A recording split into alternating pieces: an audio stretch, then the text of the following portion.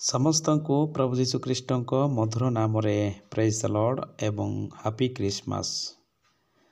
ମୁଁ ଆଶା କରେ ଆପଣମାନେ ସମସ୍ତେ ପ୍ରଭୁ ଯୀଶୁଖ୍ରୀଷ୍ଟଙ୍କ ଅନୁଗ୍ରହ ଦ୍ୱାରା କୁଶଳରେ ଅଛନ୍ତି। ଆସନ୍ତୁ ପ୍ରିୟ ବନ୍ଧୁଗଣ, ଆଜି ଆମମାନେ ଯୀଶୁଖ୍ରୀଷ୍ଟଙ୍କ ଜନ୍ମ ହେବାର ତିନୋଟି ମୁଖ୍ୟ ଆଶ୍ଚର୍ଯ୍ୟ ଘଟଣା ସମ୍ବନ୍ଧରେ ଅଳ୍ପ ସମୟ ବାଇବଲରୁ ପାଠ କରିବା।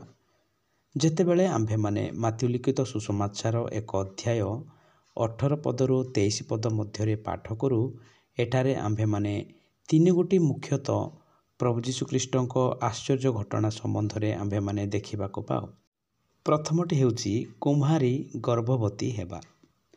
ଯେତେବେଳେ ଆମ୍ଭେମାନେ 18 ପଦରୁ ତଳ ଅଂଶକୁ ପାଠ କରୁ, ଯୀଶୁଖ୍ରୀଷ୍ଟଙ୍କ ଜନ୍ମ ଏହି ପ୍ରକାର ହେଲା। ତାହାଙ୍କ ମାତା ମରିୟମଙ୍କର ଯୋସେଫଙ୍କ ସହିତ ବିବାହ ନିର୍ବନ୍ଧ ହେଲା ପରେ ସେମାନଙ୍କ ସହବାସ ପୂର୍ବେ ସେ ପବିତ୍ର ଆତ୍ମାଙ୍କ କର୍ତ୍ତୃକ ଗର୍ଭବତୀ ହୋଇ ଅଛନ୍ତି ବୋଲି ଜଣାପଡ଼ିଲା। ହଁ ପ୍ରିୟ ବନ୍ଧୁଗଣ, ବାସ୍ତବତାରେ ଯେତେବେଳେ ଆମ୍ଭେମାନେ ଏଠାରେ ପାଠ କରୁ, ଜଣେ କୁମାରୀ ଗର୍ଭବତୀ ହୋଇଅଛନ୍ତି। କୌଣସି ମନୁଷ୍ୟ ସହିତ ସଂସ୍ପର୍ଶରେ ନୁହେଁ, କିନ୍ତୁ ପବିତ୍ର ଆତ୍ମାଙ୍କ ଦ୍ୱାରା ତାହା ଗର୍ଭବତୀ ହୋଇଅଛନ୍ତି। କିନ୍ତୁ ଯେତେବେଳେ ଆମ୍ଭେମାନେ ସନ୍ତାନ ସନ୍ତତି ସମ୍ବନ୍ଧରେ ଆମ୍ଭେମାନେ ପାଠ କରୁ, ଉଭୟ ଦୁହେଁ ଏକାଙ୍ଗ ହୋଇ ଅବା ସ୍ୱାମୀ ସ୍ତ୍ରୀ ଦୁହେଁ ସମ୍ମିଳିତ ହୋଇ ପୁତ୍ର କନ୍ୟା ଜାତ କରିଥାନ୍ତି। କିନ୍ତୁ ଏଠାରେ ପ୍ରଥମ ମୁଖ୍ୟ ଆଶ୍ଚର୍ଯ୍ୟ ଘଟଣା ଭଳି ଆମେ ଦେଖିବାକୁ ପାଉ। ତାହା ହେଉଛି କୌଣସି ପୁରୁଷ ସହିତ ନୁହେଁ, କିନ୍ତୁ ପବିତ୍ର ଆତ୍ମାଙ୍କ କର୍ତ୍ତୃତ୍ୱରେ ଗର୍ଭବତୀ ହୋଇ ପୁତ୍ର ପ୍ରସବ କରିଅଛନ୍ତି। ଏହା ମୁଖ୍ୟ ପ୍ରଥମ ଆଶ୍ଚର୍ଯ୍ୟ ଘଟଣା ଭଳି ଆମେ ଏହି ବାଇବଲରେ ଦେଖୁ। କୌଣସି ଐତିହାସିକ ପୁସ୍ତକରେ ଏହି ପ୍ରକାର ଜଣେ କୁମାରୀ ଗର୍ଭବତୀ ହୋଇଥିବା ଆମେ ଦେଖିନଥାଉ, କିନ୍ତୁ ବାଇବଲରେ ଏହା ପ୍ରଥମ ମୁଖ୍ୟ ଆଶ୍ଚର୍ଯ୍ୟ। ଜଣେ କୁମାରୀ ପବିତ୍ର ଆତ୍ମାଙ୍କ କର୍ତ୍ତୃତ୍ୱରେ ଗର୍ଭବତୀ ହୋଇ ପୁତ୍ର ପ୍ରସବ କଲେ, ତାହାଙ୍କ ନାମ ଯୀଶୁ ଦିଆଗଲା। ଦ୍ୱିତୀୟ ମୁଖ୍ୟ ଆଶ୍ଚର୍ଯ୍ୟ ଘଟଣାବଳୀ ତାହା ହେଉଛି ପୂର୍ବ ପ୍ରକାଶମାନ। ଏହାର ଅର୍ଥ, ଏହି ଧରାପୃଷ୍ଠରେ ଯେତେବେଳେ ଆମେ ଧ୍ୟାନ କରୁ, ଅନେକ ମହାପୁରୁଷମାନେ ଜନ୍ମଗ୍ରହଣ କରି ଏହି ଜଗତରୁ ସେମାନେ ଚାଲିଯାଇଅଛନ୍ତି, କିନ୍ତୁ ଏମାନଙ୍କର ପୂର୍ବ ପ୍ରକାଶମାନ ନଥିଲା।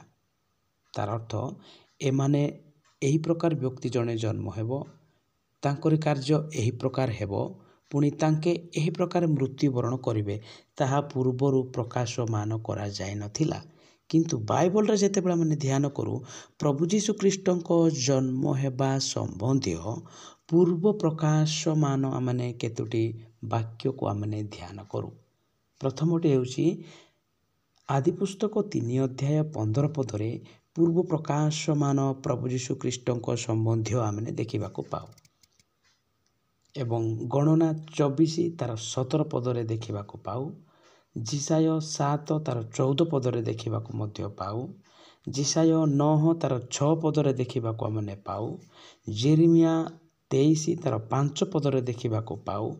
ଏବଂ ମିଖା 5 ତାର 2 ପଦରେ ଆମେ ଦେଖିବାକୁ ପାଉ।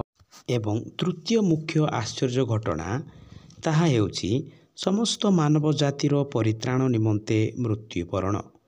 ଏହି ଧରାପୃଷ୍ଠରେ ଯେତେବେଳେ ଆମେ ଦେଖୁ, ଅନେକ ମହାପୁରୁଷ, ଅନେକ ସମାଜସେବୀ, ଅନେକ ନେତା ସେମାନେ ମୃତ୍ୟୁବରଣ କରିଛନ୍ତି, କିନ୍ତୁ କାହାରିକୁ ପରିତ୍ରାଣ ସେମାନେ ଦେଇପାରିନାହାନ୍ତି। କିନ୍ତୁ ଯେତେବେଳେ ଆମେ ଏହି ଅଂଶଟିକୁ ପାଠ କରୁ, ପ୍ରଭୁ ଯୀଶୁଖ୍ରୀଷ୍ଟ ଜନ୍ମ ହେବାର ମୁଖ୍ୟ ଆଶ୍ଚର୍ଯ୍ୟ ଘଟଣା ଏହା ଅଟେ କି ସମସ୍ତ ମାନବ ଜାତିକୁ ପରିତ୍ରାଣ ଦେବା ନିମନ୍ତେ ସେ ନିଜେ ମୃତ୍ୟୁବରଣ କଲେ। ବାସ୍ତବତାରେ ପ୍ରିୟ ବନ୍ଧୁଗଣ, ଆମ୍ଭେମାନେ ତାଙ୍କରି ଦ୍ୱାରା ଆମ୍ଭେମାନେ ପରିତ୍ରାଣ ପ୍ରାପ୍ତ ହୋଇଛୁ। ତାଙ୍କରି ମରଣ ଦ୍ୱାରା ଆମ୍ଭେମାନେ ଜୀବନ ପ୍ରାପ୍ତ ହୋଇଛୁ। ଏଣୁ ଏହା ହେଉଛି ତୃତୀୟ ମୁଖ୍ୟ ଆଶ୍ଚର୍ଯ୍ୟ ଘଟଣା କି ପ୍ରଭୁ ଯୀଶୁଖ୍ରୀଷ୍ଟ ସମସ୍ତ ମାନବ ଜାତି ନିମନ୍ତେ ସେ ଜନ୍ମଗ୍ରହଣ ହେଲେ ଏବଂ ସମସ୍ତ ମାନବ ଜାତି ନିମନ୍ତେ ସେ ପରିତ୍ରାଣ ଦେବା ନିମନ୍ତେ ମୃତ୍ୟୁବରଣ କଲେ। କିନ୍ତୁ ପ୍ରିୟ ବନ୍ଧୁଗଣ, ଏହି ଧରାପୃଷ୍ଠରେ କୌଣସି ବ୍ୟକ୍ତି ଆମମାନଙ୍କର ପରିତ୍ରାଣ ଦେବା ନିମନ୍ତେ ମୃତ୍ୟୁବରଣ କରିନାହାନ୍ତି, କିନ୍ତୁ ଏକମାତ୍ର ପ୍ରଭୁ ଯୀଶୁଖ୍ରୀଷ୍ଟ ଆମମାନଙ୍କୁ ପରିତ୍ରାଣ ଦେବା ନିମନ୍ତେ ଏବଂ ଅନନ୍ତ ଜୀବନ ଦେବା ନିମନ୍ତେ ସେ ଜନ୍ମଗ୍ରହଣ ହେଲେ ଏବଂ ମୃତ୍ୟୁବରଣ କଲେ। ଏଣୁ ଆସନ୍ତୁ ପ୍ରିୟ ବନ୍ଧୁଗଣ, ଯେଉଁ ପ୍ରଭୁ ଯୀଶୁଖ୍ରୀଷ୍ଟ ଆମମାନଙ୍କ ନିମନ୍ତେ ଅବା ସମୁଦାୟ ମାନବ ଜାତି ନିମନ୍ତେ ସେ ଜନ୍ମଗ୍ରହଣ କଲେ ଏବଂ ଆମମାନଙ୍କୁ ପରିତ୍ରାଣ ଦେବା ନିମନ୍ତେ ଅବା ଅନନ୍ତ ଜୀବନ ଦେବା ନିମନ୍ତେ ସେ ମୃତ୍ୟୁବରଣ କଲେ।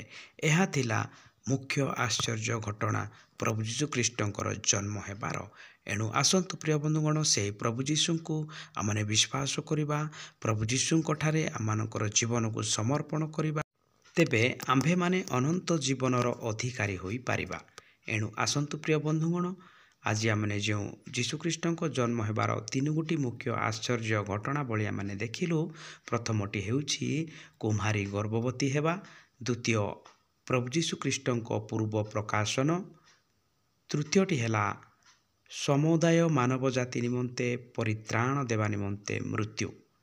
ଏଣୁ ଆସନ୍ତୁ ପ୍ରିୟ ବନ୍ଧୁଗଣ, ଆଜିର ଏହି 3ଟି ମୁଖ୍ୟ ଆଶ୍ଚର୍ଯ୍ୟ ଘଟଣାବଳୀ ଅଧ୍ୟୟନ କରିଥିବା ହେତୁ ପ୍ରଭୁ ଯୀଶୁଖ୍ରୀଷ୍ଟ ଆମମାନଙ୍କୁ ସମସ୍ତଙ୍କୁ ବାହୁଲ୍ୟ ରୂପେ ଆଶୀର୍ବାଦ କରନ୍ତୁ।